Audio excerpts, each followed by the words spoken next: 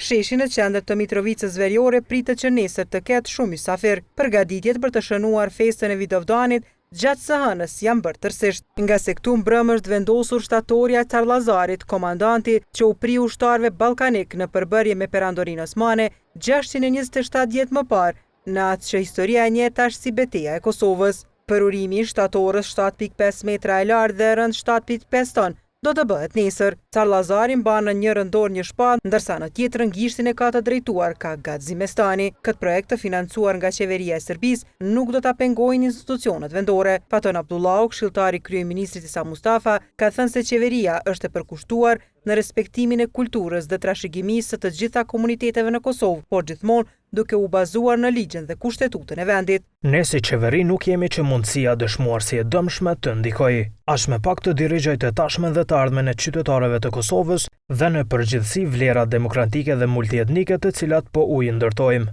Përmendorët e të vdekurve para shumë shekujsh nuk mund t'i kthejnë të gjallët në Kosovë, as me pak nëse ato përmendore kthehen në gogol nacionalist.